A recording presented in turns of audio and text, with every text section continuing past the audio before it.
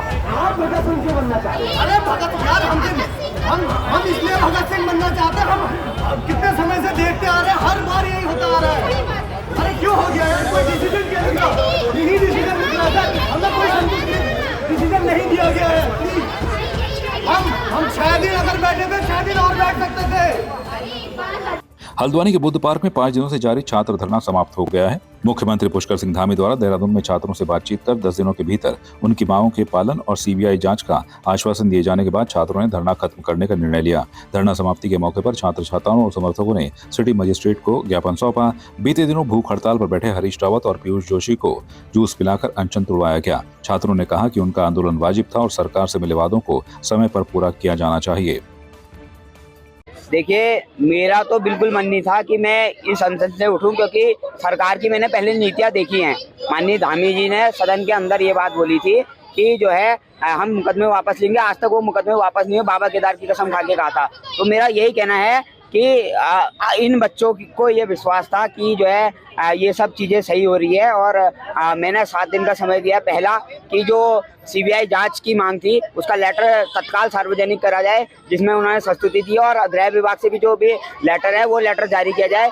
दूसरा जो लेटर है, दूसरा लेटर दिया जाए। दूसरा लेटर कौन सा? जो परीक्षा निरस्तीकरण का है। और तीसरा, आयोगों में जो सुधार की बात हमने की है वो 7 दिनों के भीतर उसका वो शुरू किया जाए। 7 दिनों में अगर ये नहीं होता तो मैं व्यक्तिगत तौर पे तो बैठूंगा, और ये आंदोलन छात्रों के द्वारा नहीं होगा, छात्रों के लिए होगा, क्योंकि मैं भी छात्रों, और इसमें मैं प्रदेश के तमाम राजनीतिक दलों का भी आह्वान करूंगा, सब सामाजिक लोगों का आह्वान करूंगा, क्योंकि ये संघर्ष केवल युवाओं को जो है भटकाया जा रहा है, और उनको जो है मांगों से जो है भटकाया जा रहा है। धन्यवाद।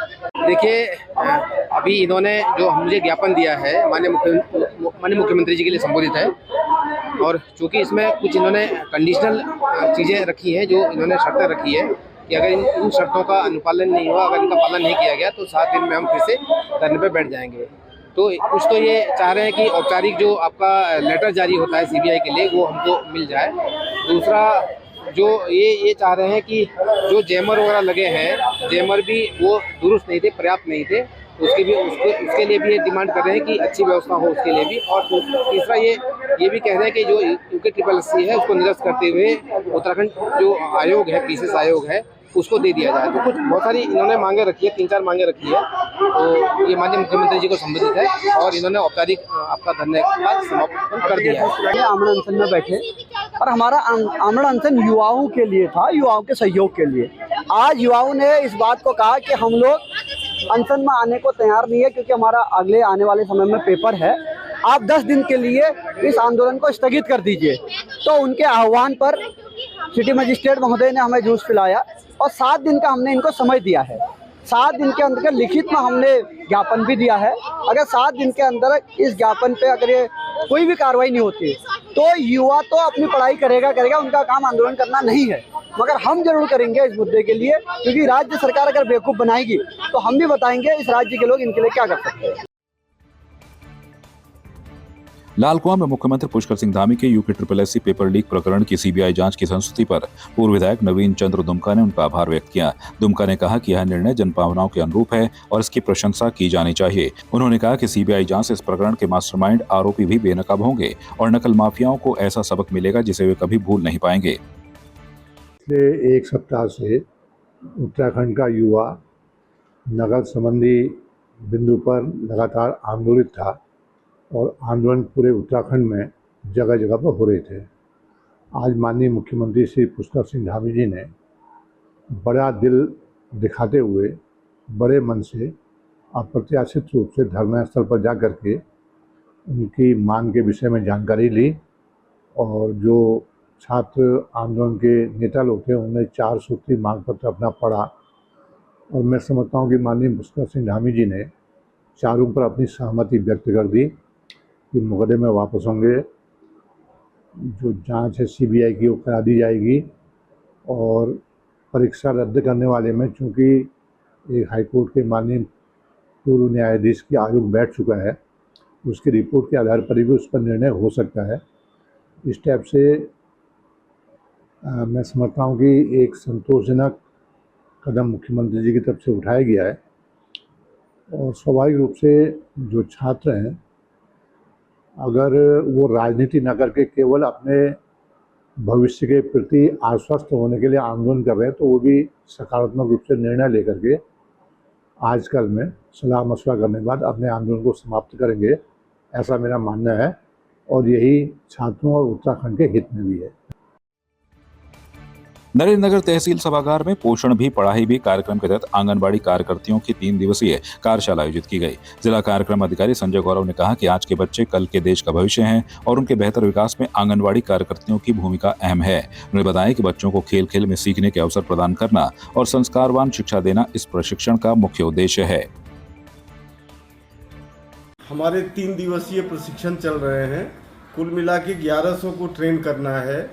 प्राथमिकता हम दे रहे हैं वैसे कार्यकर्तियों की जो नया ज्वाइन किए हैं, जिन्होंने पहले से प्रशिक्षण प्राप्त कर लिए हैं, और जो पुरानी हैं तो उनको तो मालूम है कि आंगनवाड़ी केंद्र पे कौन सा कार्य करना होता है, पर जो नवनियुक्त हैं उनको जानकारी है नहीं इसकी।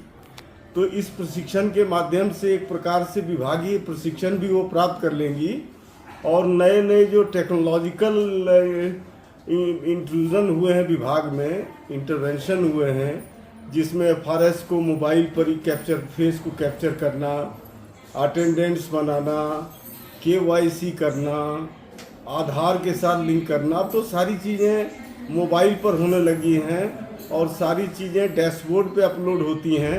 यह है कि पोषण के जरिए हम लोग बच्चों को 3 से 6 साल और 0 से 3 साल के जो बच्चे हैं उनके लिए पढ़ाई का कार्यक्रम भी करवाने की बातचीत कर रहे हैं, जिसमें उसका सर्वांगीण विकास हो। पर पढ़ाई का कार्यक्रम मतलब कि उसमें वो कुछ गिनती कुछ सीख सके, कुछ भाषा को लेकर बातचीत कर सके, लेकिन साथ साथ पोषण भी चलता रहे, उसके पोषक तत्वों के बारे में भी जानकारी मिलते रहे। तो ये सब कार्यक्रम इस 3 दिन के अंदर होगा। सबसे पहले हम स्वच्छता का ज्ञान देंगे उन्हें और बच्चों के साथ बातचीत करेंगे, आव भाव के बारे में पूछेंगे और सबसे पहले सक्षम माता को होना चाहिए, जो कि सबसे प्रथम पाठशाला हमारी घर की होती है। सबसे पहले प्रशिक्षण हम माँ को देते हैं। 0 से गर्म माह से 1 वर्ष तक हम देख रेख करते हैं माँ की।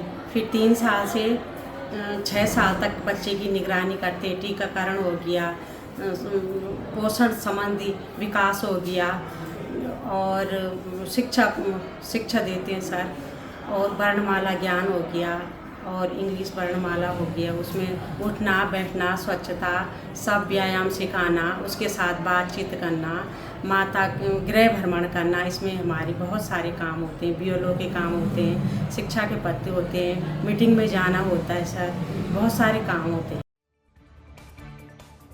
पिथौरागढ़ जिले के डीडीहाट तहसील के दुप्तड़ चौपाटी गांव में शहीद सम्मान यात्रा 2.0 का आयोजन किया गया। इस दौरान शहीद सूबेदार राम सिंह के घर आंगन की पवित्र मिट्टी को सम्मान पूर्वक ताम्र कलश में संग्रहित किया गया। कार्यक्रम में जिला सैनिक कल्याण एवं पुनर्वास अधिकारी कर्नल करम सिंह बिष्ट, सेवानिवृत्त के नेतृत्व में सैनिक कल्याण कार्यालय की टीम, पूर्व सैनिक, NCC कैडेट्स और स्थानीय ग्रामीण शामिल रहे। विधायक डीडीहाट बिशन सिंह चौपाल कार्यक्रम के मुख्य अतिथि रहे। रैंक से रिटायर, सूबेदार रैंक में थे। 1965 की लड़ाई लड़ी इन्होंने। 22 सितंबर, हाँ सर, 22 सितंबर 1965 को इन्होंने अपना सर्वोच्च बलिदान दिया और उस बलिदान को याद करने के लिए हमारे राष्ट्रीय स्तर पर, राज्य स्तर पर जितने भी सैनिक हैं, जितने भी शहीद हैं, उनके परिवार वालों को सम्मानित किया जा रहा है। उनके आंगन की पवित्र मिट्टी को कलश में हम यहाँ से ले जा करके एकत्रित करते हैं और ये सम्मान यात्रा शहीद के घर से होते हुए पौड़ी जिले के लैंसडाउन तक जाएगी। लैंसडाउन में 5 अक्टूबर को एक भव्य समारोह होगा, जिसमें हमारे प्रदेश के जितने भी हमारे राजनेता हैं या हमारे सरकार के जो मंत्रीगण हैं और सैनिक कल्याण मंत्री हैं, चीफ मिनिस्टर साहब हैं, सारे लोग यहाँ से जितने भी गेस्ट हैं, परिवार के सदस्य सब वहाँ पर जाएंगे, उनको वहाँ सम्मानित किया जाएगा। साथ में ये सम्मान वहाँ पूरा होने के बाद में 6 तारीख को सारे लोग वहाँ से अपने अपने जगहों को प्रस्थान होंगे और ये जो पवित्र मिट्टी है यहाँ की, उनके आंगन की, प्रांगण की, ये वहाँ से जाकर के सैनी धाम में स्थापित की जाएगी। सैनी धाम हमारा देहरादून में बन रहा है, आप सभी को पता है। ये जो 2021 में झौलखेत में पिथौरागढ़ में जो शहीद सम्मान यात्रा की गई थी, जिसको हम प्रथम शहीद सम्मान यात्रा बोलते हैं, उसमें कुछ लोग जो रह गए थे शहीद हमारे, उनके आंगन से मिट्टी नहीं जा पाई थी, उस मिट्टी को कलेक्ट कर रहे हैं हम। साथ में 2021 के बाद जितने भी सैनिक शहीद हुए जिन्होंने अपना सर्वोच्च बलिदान दिया है, उन सभी के आंगन से भी हम इस पवित्र मिट्टी को कलशों में लेकर के पौड़ी के लैंसडाउन में ले जा रहे हैं। वहाँ सम्मान यात्रा में उसको सम्मिलित करते हुए सानी धाम में स्थापित करेंगे। आपकी इस पर क्या राय है, हमें कमेंट कर जरूर बताएं। इसके साथ ही आप हमारे YouTube चैनल को सब्सक्राइब कीजिए। आप हमें Facebook, Instagram, Twitter पर फॉलो भी कर सकते हैं और संवाद 365 के साथ एक क्लिक में जुड़ने के लिए डाउनलोड कीजिए संवाद 365 ऐप।